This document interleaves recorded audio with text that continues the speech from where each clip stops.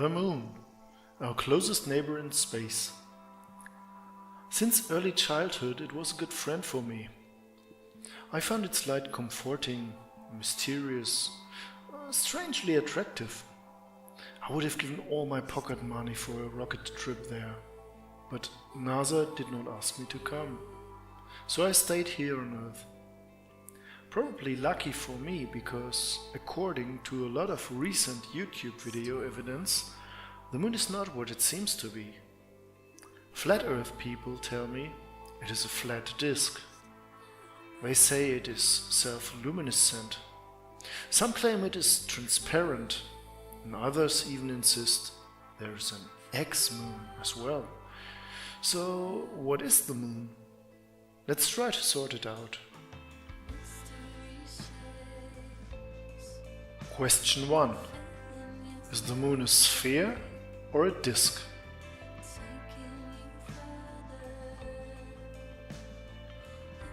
The first thing we notice when we look closer at the Moon are hundreds of round structures. NASA says they are craters formed by meteorite impacts. Flat Earth people usually don't mention them. Perhaps they're just painted to the flat surface of the Moon. If we draw lines around their outlines, we notice that they are not perfect circles. They are distorted somehow. When we draw circles around them, we see that they are more distorted closer towards the edge of the Moon. This supports the view that the surface of the Moon is curved, like a sphere. Here is a table tennis ball with a circle on its surface. When we look at it from the side, the circle gets distorted, the same way like those round structures on the Moon. Another example is a golf ball. Its surface dips show the distortion towards the edge pretty well. Looks like the Moon, doesn't it?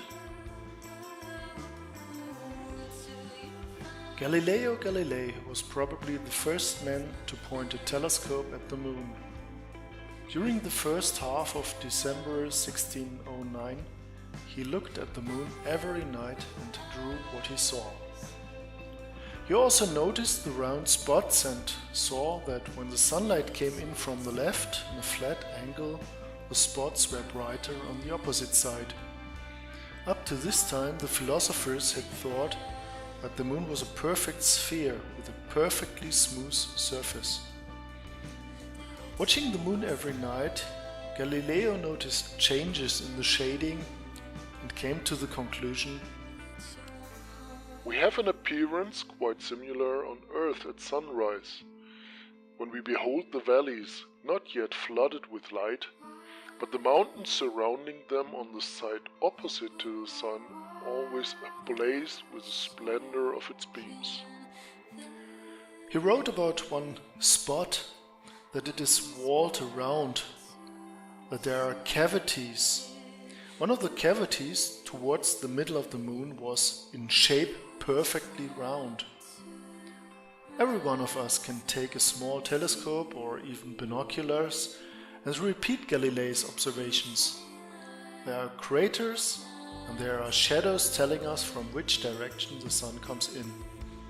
If the Moon was self-luminescent, it would be very difficult to explain why the shadows of the craters look this way, and how only parts of the Moon are lit up.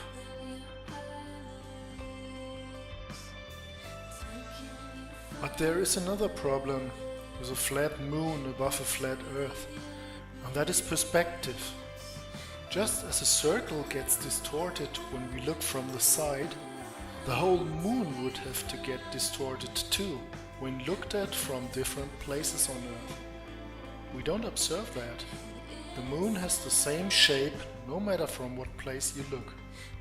And that is only possible when it is a sphere. Flat earthers claim the Moon is flat because it looks the same, no matter from where you look at it. But if you collect full moon photos from different longitudes all over the world, you see different surface areas. This is only possible if the Moon is a sphere.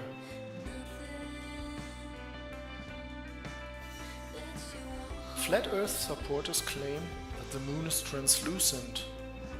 They say the blue of the sky shines through it. Some even want to have seen stars shining through it on photos. So it surely cannot be a solid body, can it? Yes, it is a solid body. And the so-called stars that shine through it are so-called hot pixels in digital camera photos. Here you can see two colored ones in an icon image. But how comes that the blue sky shines through? It doesn't either. When you look through a bright colored medium like our blue atmosphere at a black and white object, the sky will be brighter than the black parts of the object and just overshine them and put color onto the white parts. It works just like a colored filter.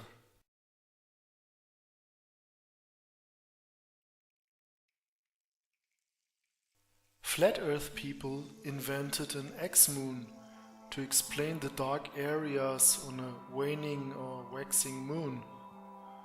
The X-moon is an object that somehow floats in front of the moon and blocks its light.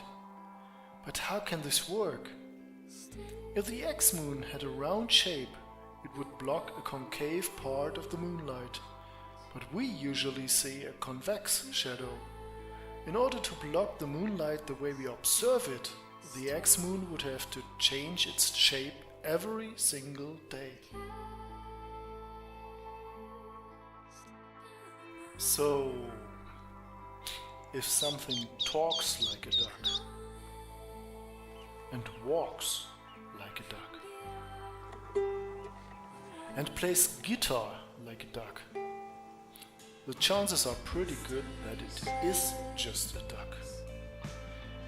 And if you have a simple non-flat Earth theory that explains every observation ever made quite nicely, like this video, you should go for it and not invent X-moons or transparent moons and so on. Go with Occam's razor.